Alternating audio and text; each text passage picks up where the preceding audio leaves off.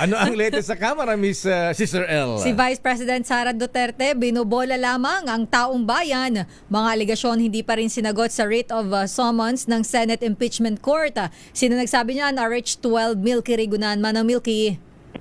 Lakay at Sister L, binobola umano ng kampo ni Vice President Sara Duterte ang taong bayan dahil dito sinagot ang writ of summons ng Senate Impeachment Court. Ang Akbayan Party List Representative Percy Sandanya, gaya ni Senator Ronald Bato de la Rosa, takot si VP Sarang harapin ang katotohanan.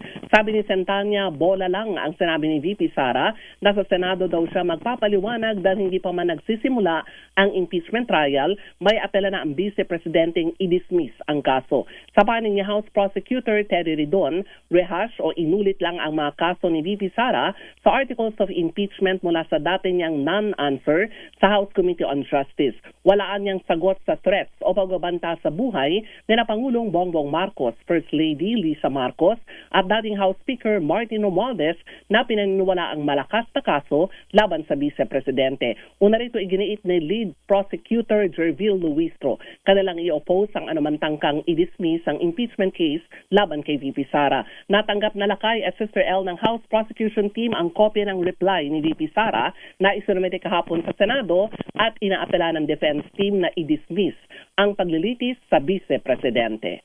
Ako si Milky Rigunan, nagulat para sa DZRH, una sa Pilipinas, una sa Pilipino. Daming